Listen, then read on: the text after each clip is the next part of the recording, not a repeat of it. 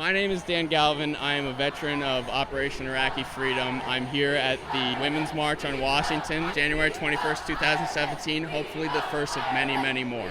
So this hat represents when Donald Trump made comments that he just grabs pussies when he wants to. Oh, this is the biggest march I've ever been involved in. I've been in abortion rights marches and against the Vietnam War. Nothing's compared to this. It's funny, I'm 71 years old, okay? I remember very well the hippie generation, which a lot of these people here remind me of that. And their whole deal was very anti-government, very anti-government. They wanted it all torn down. Goodbye, Obama. Goodbye, communists, with your 8 years of being all in. Good job at being all in. What are you even talking about? I mean, he doesn't represent the majority of Americans. He's a minority president. And it's just some horrible fluke that he got in, really. And I think that's going to become more apparent over time as people wake up to what he's doing. California gave Hillary the popular vote. It's a very liberal state. But I believe in the Electoral College because it gives every state parity. There'd be no reason to vote if you lived in Rhode Island, Oklahoma, Wyoming. Your vote wouldn't matter. It's in the Republicans' interest when people don't vote. There's a false narrative that the Democrats and Republicans are basically the same.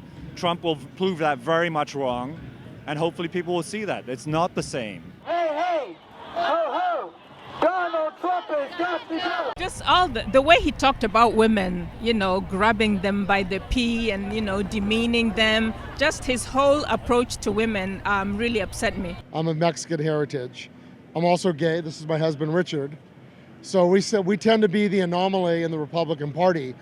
To me, it's more humanity. I mean, because, my family's, we're all, we're mixed. We're all human beings. And that's what I focus on. But as a black man, it does bother me, his ignorance. I believe he's going to be fair to all Americans. I haven't found any former employees come out and say that he's racist, homophobic, xenophobic, whatever labels have been thrown at him. Can't build a wall! Hands too small! There's a lot of women in my life whom I love and respect, and what's going on affects all of us, not just women. I can't just sit around and act like everything's okay. Can't build a wall! Hands too small! But the wall is not symbolic. It is going to be a physical wall, and it's going to stretch across the border. I've seen the fence, though. The fence is rusted and falling down.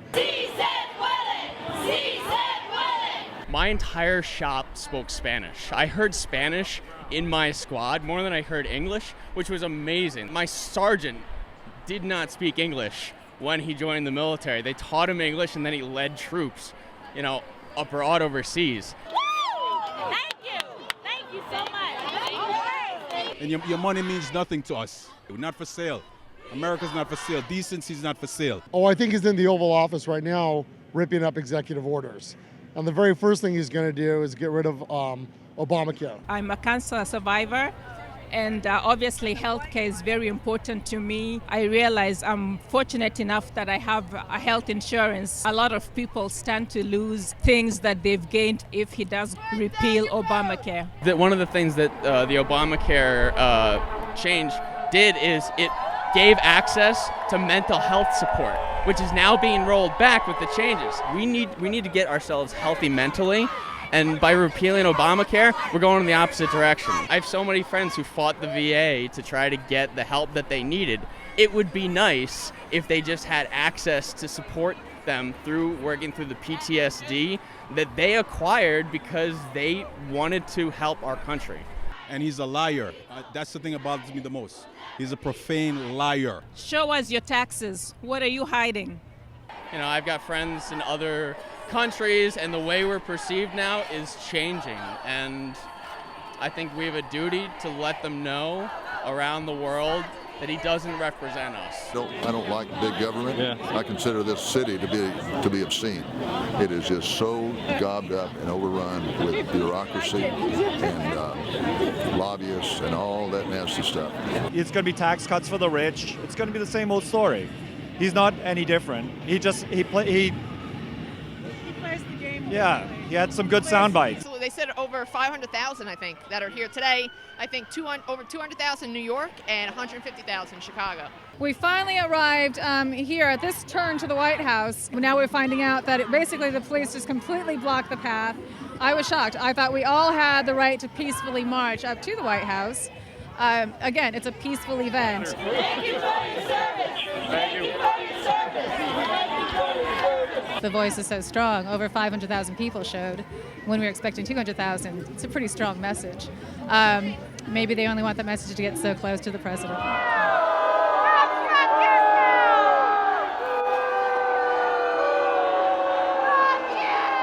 The day he came down the escalator, June 15th, 2016, or 16th, 2015, yes. I said that man is going to win, and I worked for the campaign starting then. I'm here to stand up for every single person.